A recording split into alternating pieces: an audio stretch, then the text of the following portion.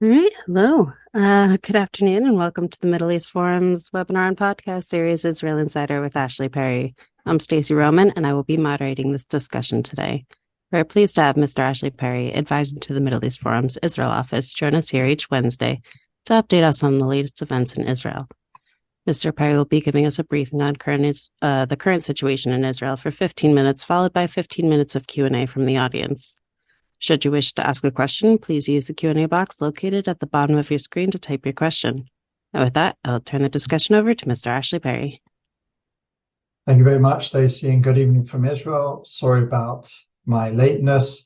The clocks went back or forward in Israel, so got a bit confused about the time. But I'll speak for about 10 minutes, 5-10 minutes, and then I'm happy to answer any questions on anything that you may have seen or anything that you think is coming up related to the conflict to do with Israel and the wider region. And let's start exactly there in the wider region. In the title given to this week's webinar, we talked very much about whether this war is going to have an effect on the region or not. What are the implications? We know from previous rounds, or even let's just say a decade or more ago, that when Israel would launch a retaliation or be forced into a war or an operation against Hamas, or whether it's Hezbollah in the north, or whether a wider operation like Defensive Shield in Judea and Samaria, the West Bank, we would hear extreme condemnation from the region, especially from some of the Arab countries in the Middle East and North Africa, and it would just be relentless. What is important is we certainly haven't seen it or heard that. Yes, there has been condemnation. Yes, there has been, especially now that the Palestinian death toll is rising, we have seen calls against what Israel is doing. But if you look between the lines, you will see that apart from countries like Jordan, maybe Egypt, and those aligned with Iran, really the condemnation has been very tempered. Even sometimes tilted towards Israel.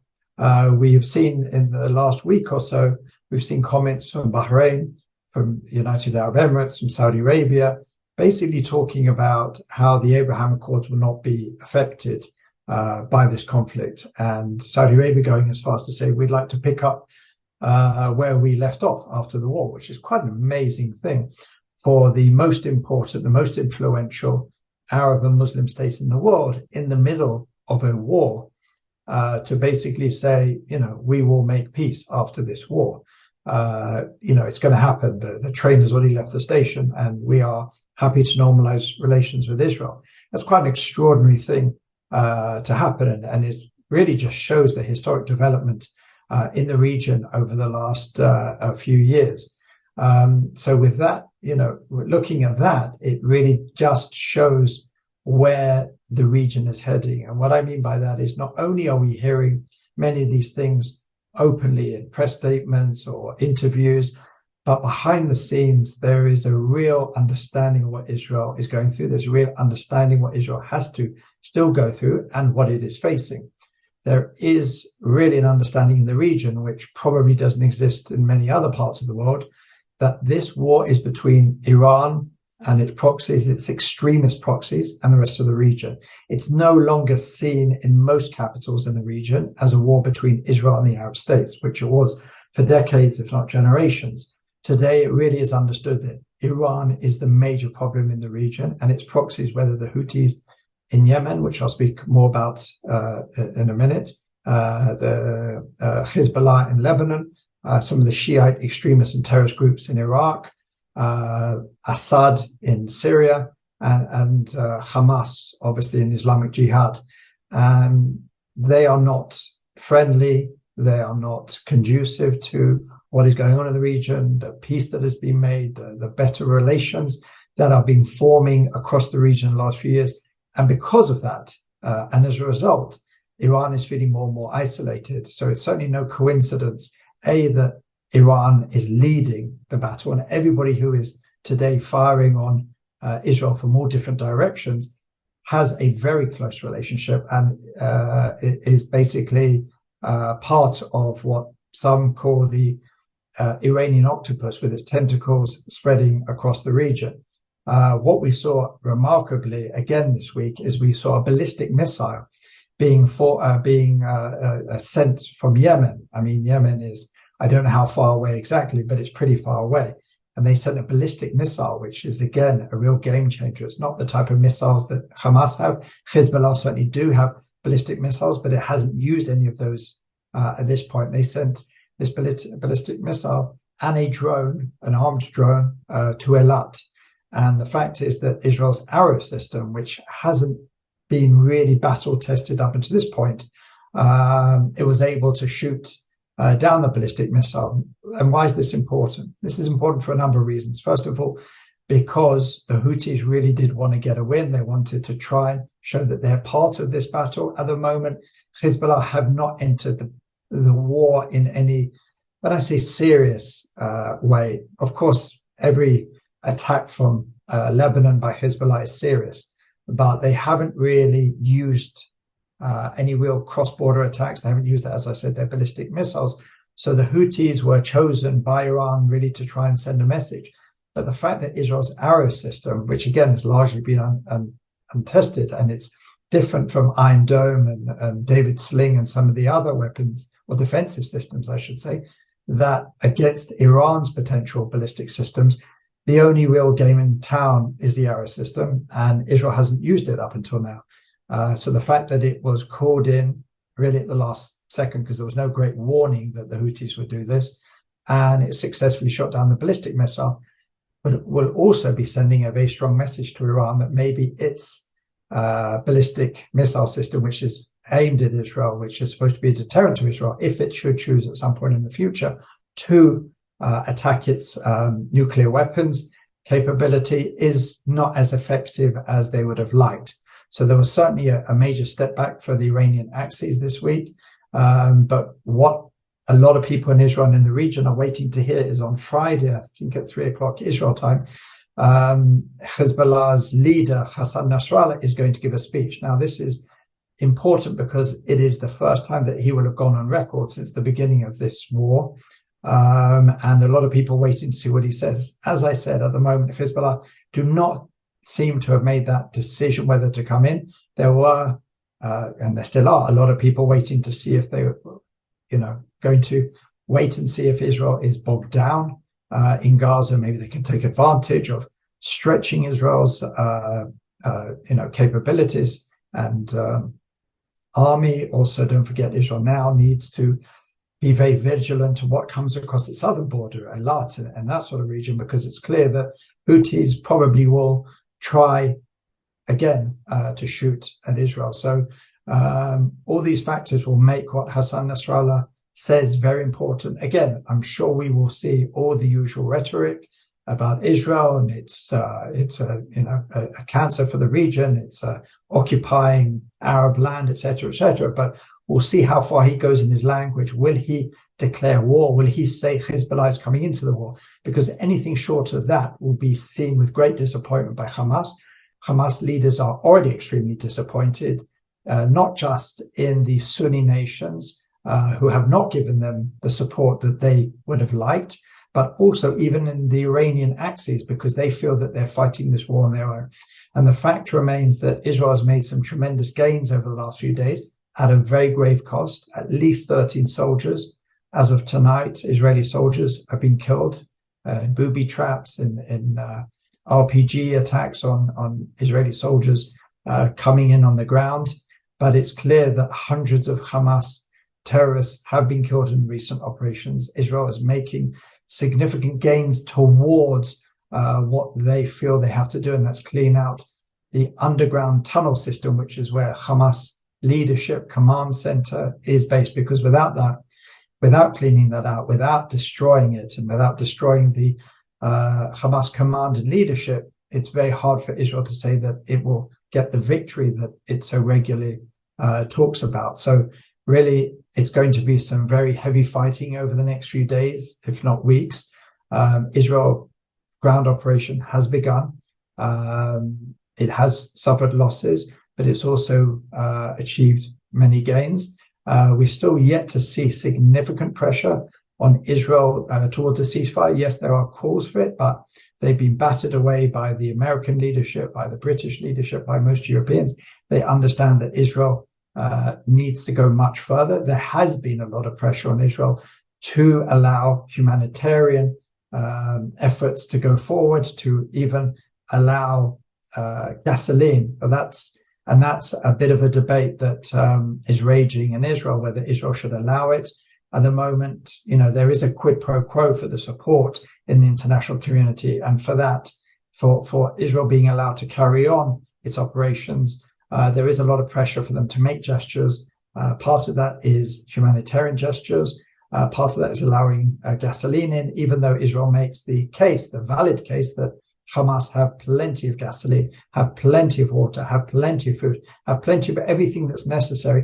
They're just basically harboring it for themselves and their own leadership. So that's the case that Israel's trying to make to the international community. Another a fight which is taking place at the moment in the government is whether Israel should release the taxes that it collects for the Palestinian Authority every month. As part of the Oslo Agreement, Israel collects taxes from imports for the Palestinian Authority and then gives them at the end of every month. Finance Minister Betzalel Smotrich is very much against giving this money, but the Defense Minister Yoav Gallant is more in favor of it. There is a lot of pressure in the international community to buttress the Palestinian Authority as an alternative to Hamas. There is even talk that the Americans are trying to push the Palestinian Authority as the day after solution to Gaza. That's something rejected by many people in this current government and many people across the opposition as well. They see the PA as not only ineffective, and let's not forget that the PA took over Gaza in 2005 and were unceremoniously dumped from the Gaza Strip, including throwing their leaders off very tall buildings. But not only are they considered pretty inept at leadership and corrupt, but in Israel, the what we've been hearing from the PA is very little. It's not that different from what we're hearing from Hamas. PA religious leaders have called for intifada, have called for attacks on Jews wherever they can, and a lot of people are asking, what's the point of getting rid of Hamas if we're just going to replace it with something just as bad? So this is another discussion, another argument that's been taking place with the encouragement and pressure that is coming from the international community. So there's a lot that needs to be worked out in Israel. There is that difficult balance of trying to seek international legitimacy for what it is trying to do. But on the other hand, it needs to make some concessions to the international community. But there are some hardliners in the government who are very much trying to limit them as much as possible, where those who, let's say, are higher up the hierarchy, who are getting leaned on by the international community to make all these gestures, to make it more palatable for their own constituencies at home, whether it's in the US or Europe. And with that, I'm happy to take any questions. Thank you so much. So the first question is from Carrie Hillebrand asking, going back to your first point, aside from the governments and the controlled press, how has the war affected the mood in the Arab street in the Abraham Accord countries? Do you know?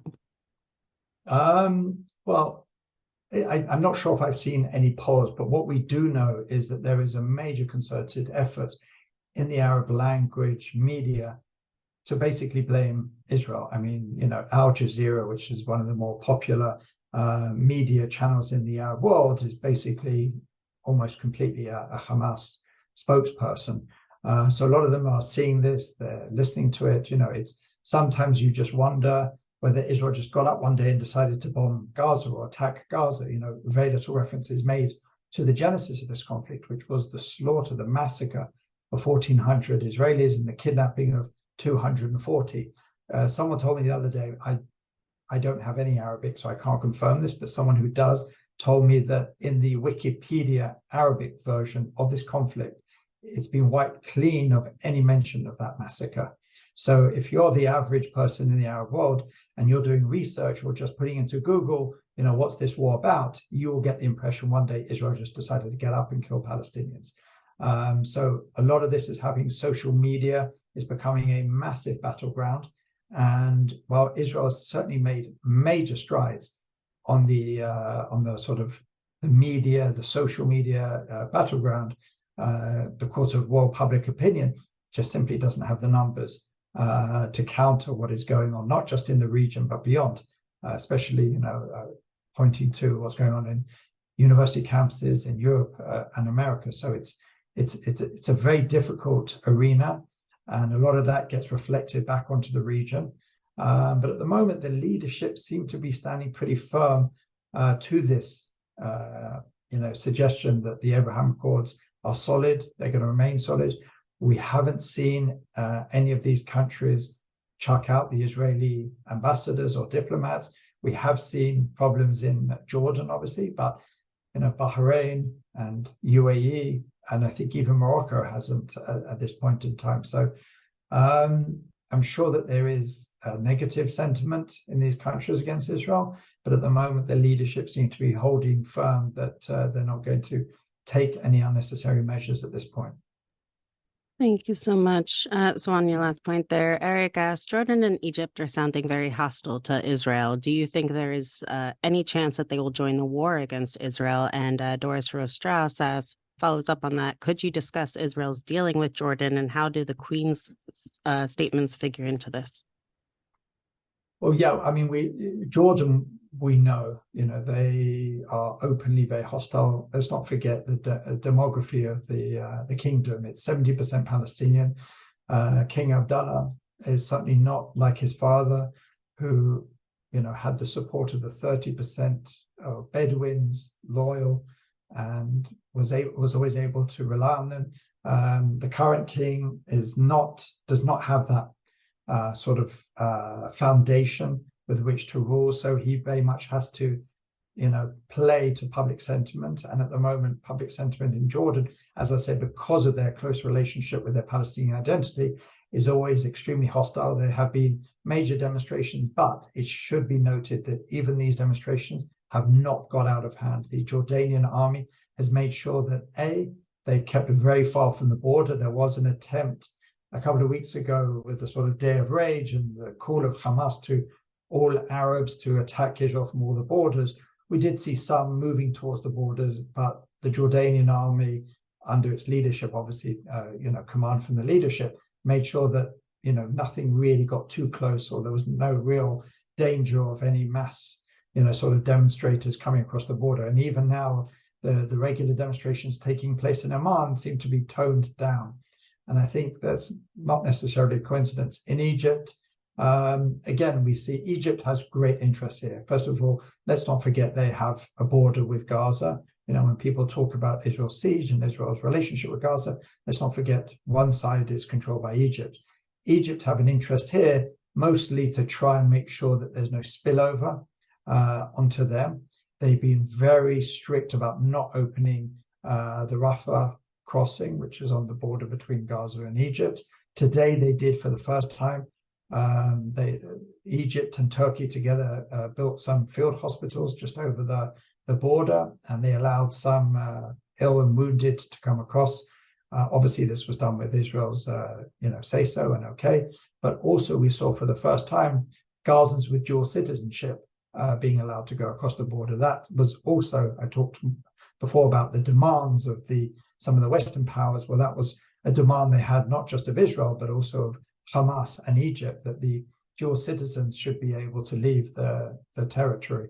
And that also happened today. But Egypt's real interest here is making sure that there's no spillover onto them. And they've been extremely strict about it. And they do not want to allow even one Palestinian Gazan to come over the border, for respite or, to escape what's going on in the north of the Gaza Strip, which really just shows the resolute nature of Egypt to make sure that it doesn't spill over onto its own territory. Absolutely. Thank you. Stephen Keeler asks, so if Hamas is eradicated and the PA is a proven entity that can't govern, what's scenario C of who governs Gaza? And how would this impact the West Bank, Judea and Samaria? Right.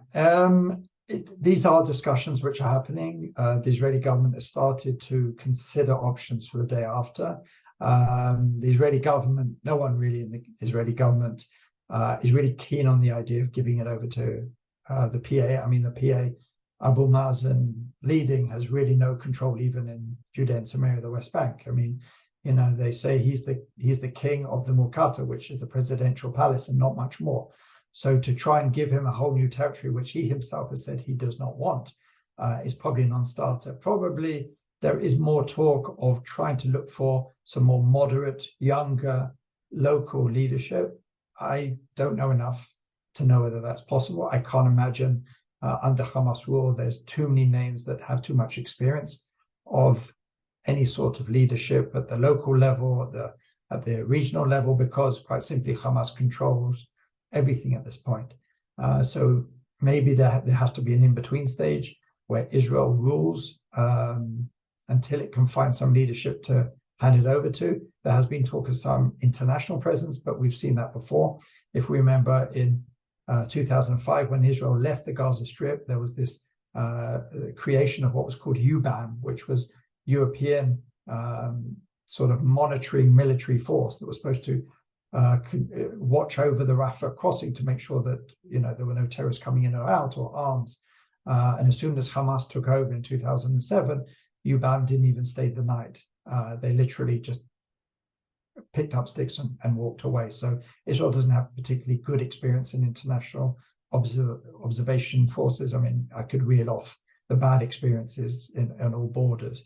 But at the moment, that's not really the focus of the Israeli government. Israeli focus is really on trying to win this war and dislodge and dismantle and destroy Hamas's rule in Gaza.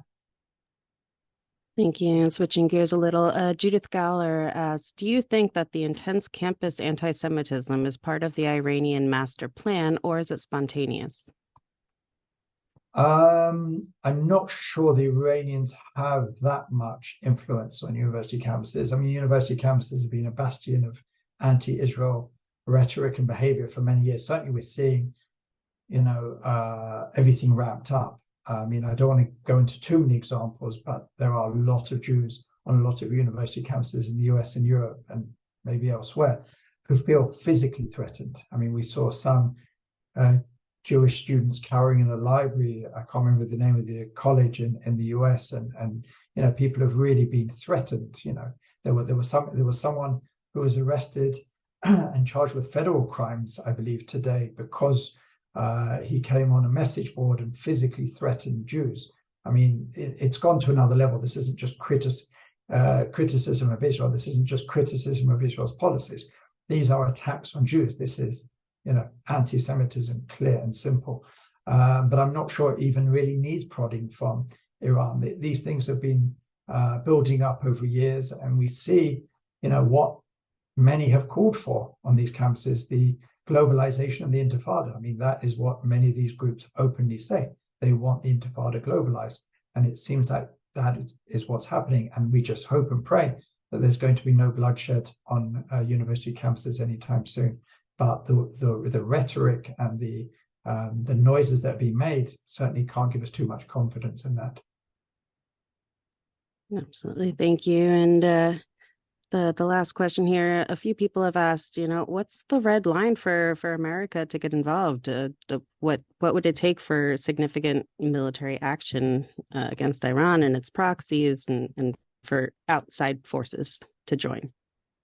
Well, first of all, America are involved to a certain extent. They're in Iraq. They've been attacked and there's been casualties there. American forces are being attacked. But Israel, as I've said before, Israel is very proud of the fact that it's never asked citizens of other countries to fight for it. And it's going to really take something pretty big for that to change. It certainly wants to send the message, and all the assets and the ships that it's brought to the region are a show of force. And it's very possible, and in fact, almost likely, that they are helping on the intelligence level. They are also now being forced into a defensive assistance, or some of the bases that America has in the region that could help shoot down some of the attacks from further abroad, like in Yemen. The Saudis have been involved a little bit in that, and the Americans have been a little bit involved in that because, as I said in my opening remarks, there really is this understanding that Iran is trying to coalesce all its proxies around the region, really to try and make this into a wider battle. We wait to see what Nasrallah is going to say on Friday, but at the moment, Iran is moving its pieces into position, whether it's through Iraq, whether it's in Syria, whether it's in Lebanon, Hamas, and now further afield in Yemen. And this isn't just a threat to Israel, as Israeli leaders like to state again and again. This is a threat to the region. The moderate Sunni countries understand this very well.